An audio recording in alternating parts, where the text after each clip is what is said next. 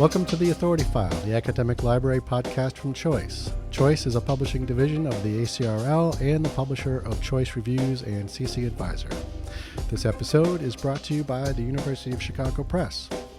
I'm Bill Mickey, the host of the podcast and the editorial director at Choice, and during this 4-episode series, my guests and I discuss the inner workings of two storied institutions in the academic publishing and library worlds, the Chicago Manual of Style and the Publishing Office at the Library of Congress. So for the next several episodes, I'll be joined by Carol Saller, a longtime manuscript editor at the University of Chicago Press, who now inhabits more of a marketing role at the Manual as editor of its online Q&A and the Chicago Manual of Style Shop Talk blog. Also joining me is Becky Brasington Clark, who heads up the Library of Congress Publishing Office as its Director of Publishing.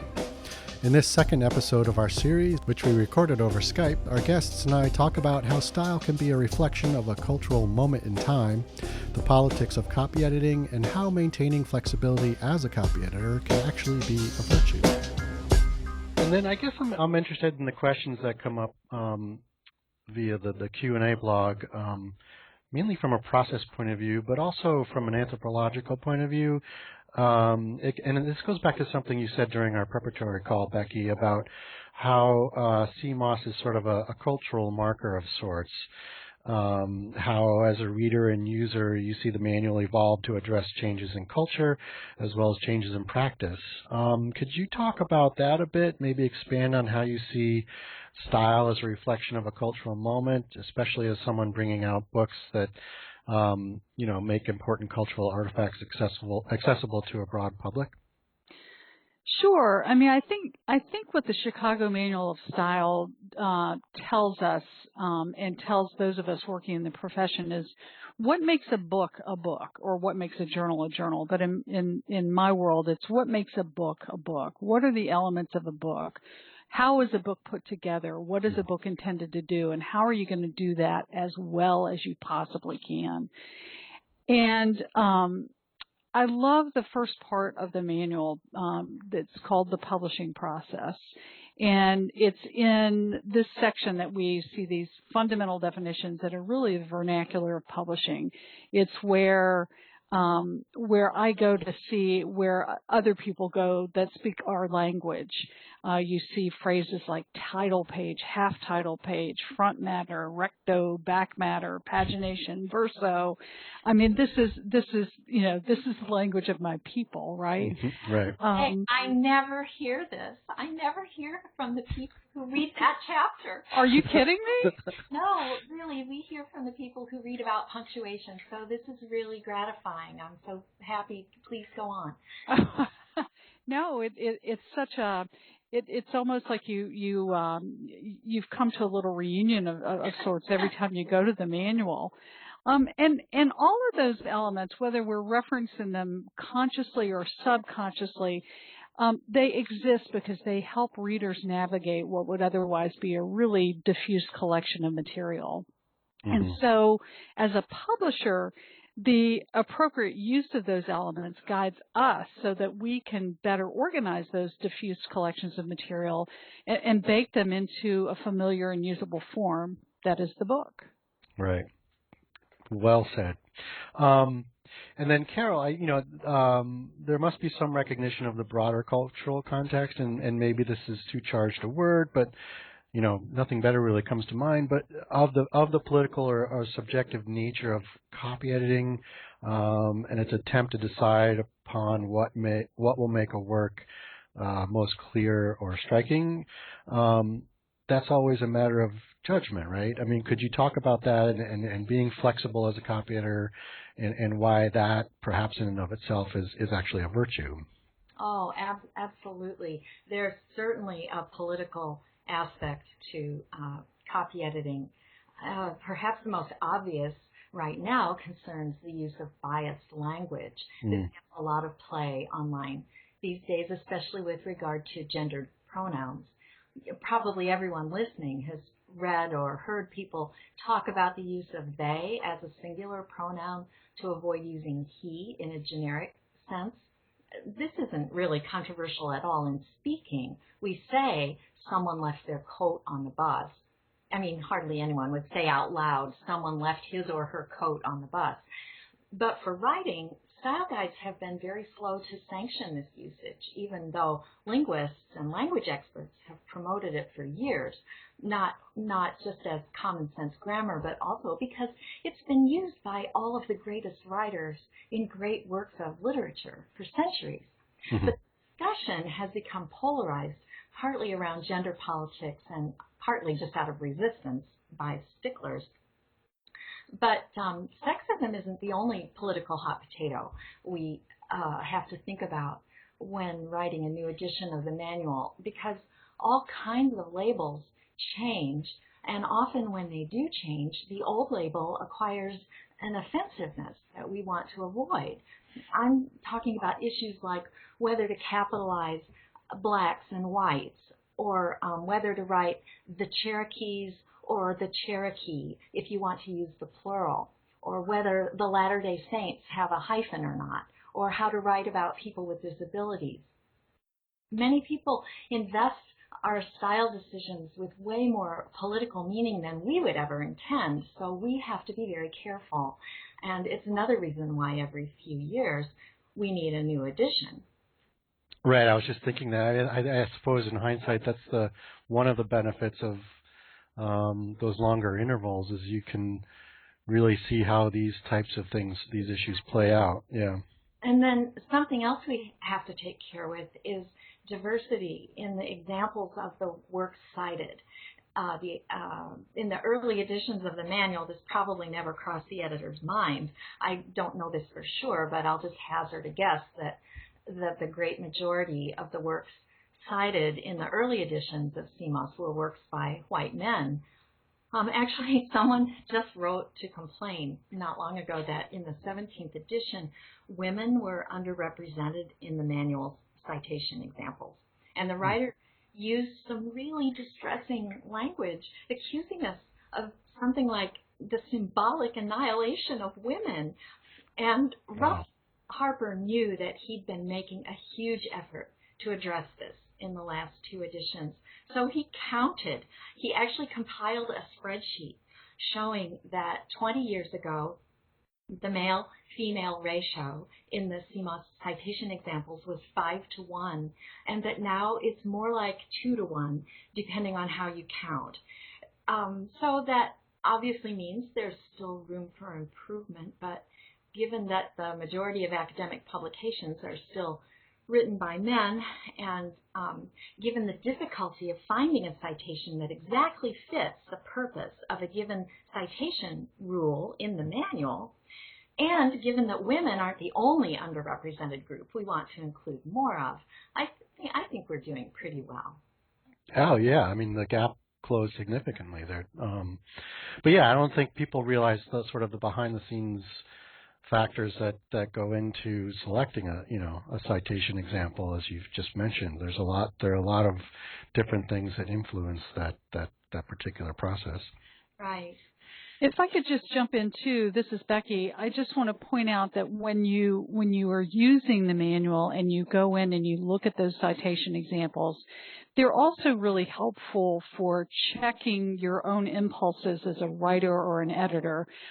You may be looking up something with a very particular question in mind, but the examples really will influence you. You can find yourself thinking, oh gosh, you know what, I've been using biased language and I haven't really even been aware of it. Next time I come up against this particular issue, I'm going to be more careful. I'm going to phrase something differently. Oh, that's good to know. Support for this podcast comes from the University of Chicago Press and the 17th edition of the Chicago Manual of Style, All the Rules for Writing, referenced by generations of writers, editors, professionals, and college students. Available at bookstores everywhere. The Chicago Manual of Style is also online. Annual subscriptions are available to individuals and small user groups, as well as to academic, private, and public libraries. Free trial subscriptions are available. Learn more about the ways you can bring the Chicago Manual of Style to your library by visiting www.chicagomanualofstyle.org. That's www.chicagomanualofstyle.org. Listeners can save 25% on a print copy of the manual by using promo code CHOICEPOD25. That's CHOICEPOD, the number 25, at checkout.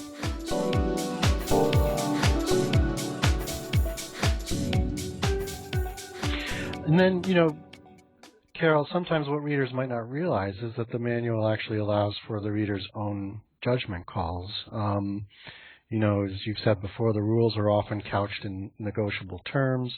So I imagine you have to be fairly proactive with your community with this idea, if only to help stem the tide of, as you call them, of stickler questions and debates that can go down, these rabbit holes. But how does this factor into your efforts to explain the role of the manual? And how do you counteract a reader's overly enthusiastic interpretations of the manual?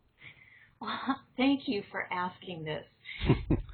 This is the issue that's formed the basis of my work for the last 10 years, not just through the Q&A, but also in my book, The Subversive Copy Editor, in my personal blog, in my blogging for Lingua Franca at the Chronicle of Higher Education, and in all the public speaking that I do.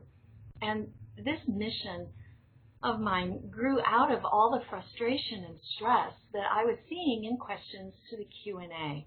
Actually, I sort of feel a rant coming on, so get the hook ready. I get a little excited when I get rolling with the topic. Okay. First of all, it's natural for people to want rules. It's how we're brought up, not just for learning grammar, but for learning all kinds of things. Rules make things simple for learning. But when it comes to speaking and writing, rules eventually get in the way of sophistication and nuance. And that's why the Chicago Manual constantly uses language like in most cases, or when appropriate, or normally, or conventionally, and so forth, to indicate that judgment plays a big part in whether to enforce a rule. You know that expressions of the English language are infinite and complex, which means there's going to be a huge amount of inconsistency and contradiction within standard usage. This is confusing and distressing to many writers. We get a lot of questions of the kind that say, this section of the manual says this, but this other section says this. Which is correct? And the answer is both. We get another raft of questions that say, if I follow the rule in this situation, something ridiculous will result, and we have to give them permission to break the rule. The fact is, it's often necessary to break a rule. As for sticklers, one of the best descriptions of sticklers that I've ever heard is that they're amateurs. I think that's largely true. They learned a limited set of oversimplified rules when they were young, but they didn't keep learning. Language professionals, like copy editors and linguists, have a deeper understanding of what's behind a rule and why it won't work all the time. Sticklers don't have this expanded bag of tricks. They're forced to be inflexible. I think it's also true that when you're editing someone else's work, it's really important to let that authorial voice remain. In fact, that's your job, to make the writer sound more like themselves, not to insert yourself as a copy editor or development editor. You're not inserting your voice into theirs. And I think that's part of why that flexibility is so important. That's very true. I think a lot of creative writers are drawn to copy editing as a way to make money until they, hit the bestseller list. And it's why not every creative writer makes a good copy editor. Their voices are strong, and they're sometimes offended by other voices. But I do want to add too something about sticklering, and that it's often political. I've heard it said that criticizing someone's grammar is the last remaining acceptable form of discrimination. But of course it shouldn't be acceptable at all. Sticklers, in my mind, are taking an elitist stance that equates the use of formal English with superiority of personal character. And to me, that's just bullying. Making fun of someone's extra apostrophes or typos, it isn't nice. And by now, it's just a cliche. And I'm sure we all despair at the rudeness we see in social media, where instead of arguing a political point with facts, someone will point out a typo and cite this as proof that their opponent is stupid. This kind of behavior is not helpful in civil discourse. So to answer your original question, Yep. CMOS and the Q&A constantly remind readers to be flexible and open-minded in their use of language.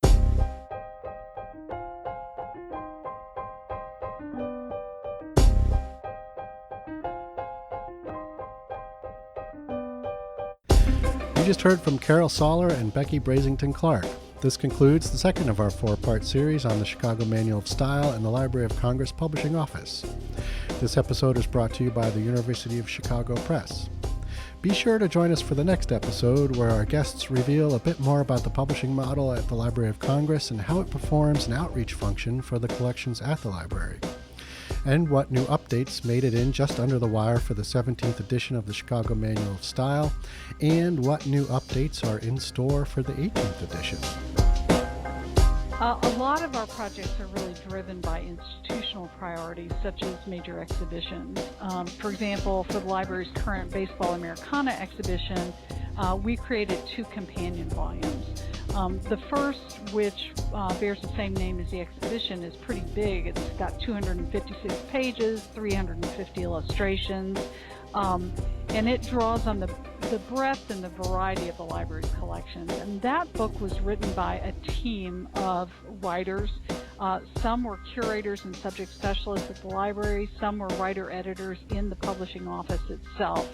And oftentimes that's what you see, particularly when you come across a big illustrated book that we published, that it has really taken a village to pull that all together. Find all of the episodes of The Authority File on your favorite podcast app or on our website, choice360.org. Just click on the librarianship dropdown. On choice360.org, you'll also find information on Choice's entire product platform, including Choice Reviews, CC Advisor, Choice webinars, resources for college libraries, our white papers, and a whole lot more. A great way to keep up with the Authority File is to join the Choice Authority File Facebook group, which you can access via the Choice Reviews Facebook page. As a member of the group, you can give us feedback, suggest podcast participants, chat with other listeners, and submit new topic ideas. Sponsorship and advertising for the Authority File podcast are handled by Choice's advertising manager, Pam Marino, and production duties are courtesy of Choice's digital media specialist, Mark Dirks. That's all for this week. Thanks for joining us.